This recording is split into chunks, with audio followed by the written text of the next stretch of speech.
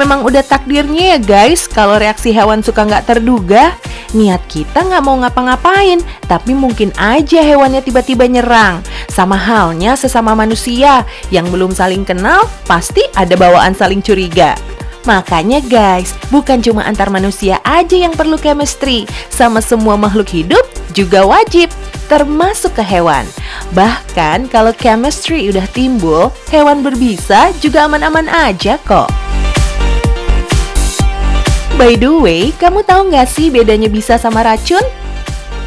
Loh, emang beda ya? Ya iya dong, kalau nggak beda ngapain kita tanyain? Kalau bisa identik dengan ular, bisa ular. Kalau racun, dia bisa artinya macam-macam nih. Racun yang dibuat oleh manusia secara harfiah atau letterlek. Ada juga racun misalnya dalam sebuah hubungan rumah tangga.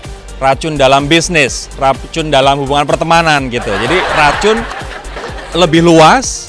Secara letterlock bisa, secara metafor bisa, kalau bisa hanya ular.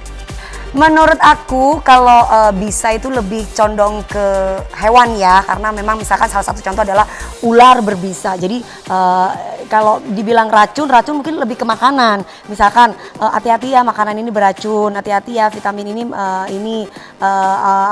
mengandung racun bla bla bla dan yang lain-lain. Tapi kalau bisa lebih ke hewan. Bisa itu berarti sesuatu yang bisa membuat negatif atau positif. Bisa membunuh atau bisa juga menjadikan sebuah obat. Contohnya ular. Ular itu bukan beracun tapi berbisa. Karena bisa ular itu bisa juga dimanfaatkan sebagai obat. Tapi kalau yang namanya racun pasti meracuni. Kalau racun itu jangankan bentuk benda ya. Cinta aja kalau udah jadi racun bisa meracuni hati kita.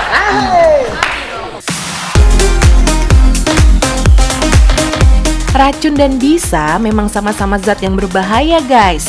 Perbedaannya dilihat dari proses masuknya ke tubuh manusia, hewan, atau tumbuhan. Bisa masuk ke dalam tubuh makhluk hidup melalui gigitan atau sengatan. Tapi nggak semua gigitan dan sengatan hewan mengeluarkan bisa ya guys. Karena untuk memproduksi bisa, hewan butuh energi yang besar. Sedangkan racun menimbulkan efek melalui sentuhan kulit atau permukaan. Efek racun juga bisa timbul akibat terkonsumsi. Selain pada hewan, racun juga terdapat pada tumbuhan atau benda-benda yang udah terkontaminasi. Anyway, ada satu hewan nih yang tampilannya sangar, berbisa, tapi penggemarnya juga banyak. Eits, ini bukan laba-laba ya, tapi tarantula. Laba-laba dan tarantula memang saudaraan guys, tapi nggak semua spesies laba-laba adalah tarantula. Kalau tarantula udah pasti keluarga laba-laba. Perbedaan yang paling kasat mata adalah ukuran fisiknya. Tarantula lebih besar dari laba-laba serta punya bulu yang agak lebat. Beda dengan laba-laba, tarantula menggunakan jaring hanya untuk beristirahat dan berlindung. Sementara kalau laba-laba memanfaatkan jaringnya sebagai perangkap mangsa.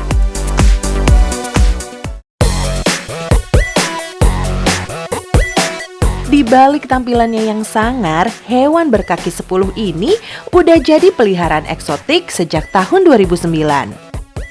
Karena antusias warga yang hobi makin banyak, jadi kesempatan buat narik cuan nih, terutama bagi importir dan pecinta hewan buat menjual serta berternak tarantula. Gimana nggak menggiurkan guys? Sekali beranak, tarantula bisa menghasilkan 200 sampai 300 ekor anak. Banyak banget kan?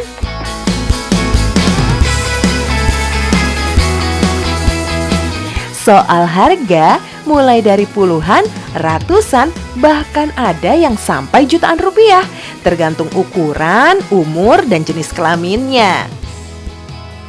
Spesies yang diimpor dan yang diternak juga makin beragam.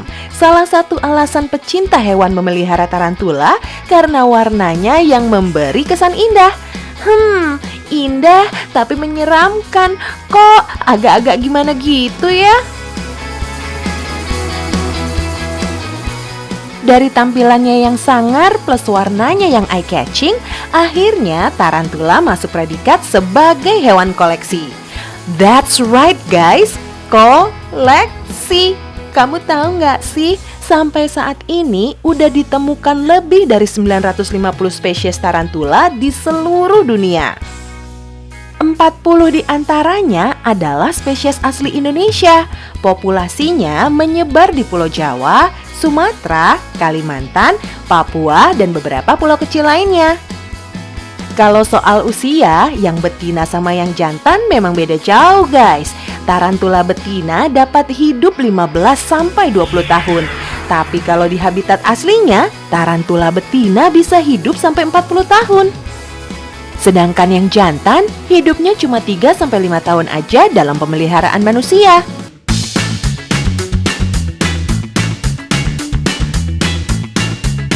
Serem tapi memang punya keunikan sih guys, terutama dari bagian tubuh, perilaku, sampai ketika menyergap mangsanya. Tarantula yang dipelihara Mas Hadi di rumahnya di Malang, Jawa Timur rata-rata tergolong sebagai tarantula low venom. Maksudnya memiliki kadar bisa yang rendah. Tarantula low venom layak dijadikan peliharaan di rumah karena perawatannya tidak sulit.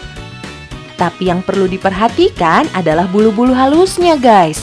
Karena kalau terkena mata bisa menimbulkan iritasi bahkan kebutaan.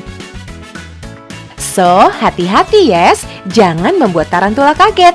Karena jika merasa terancam, tarantula bisa menendangkan kaki untuk merontokkan bulu halusnya. Sebenarnya sih tarantula cenderung pasif, jadi nggak banyak bergerak.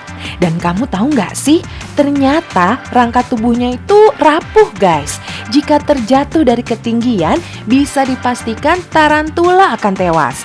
Makanya secara berkala, tarantula akan berganti kulit atau molting. Oh iya, untuk perawatannya gampang aja kok. Cukup kasih makan 2 kali seminggu.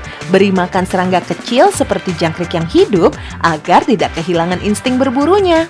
Untuk kandangnya cukup dikondisikan seperti habitat aslinya. Jika aslinya dari gurun, buat kandang yang kering. Jika aslinya hutan basah, usahakan kandangnya lembab. Yang penting sering-sering dibersihkan aja.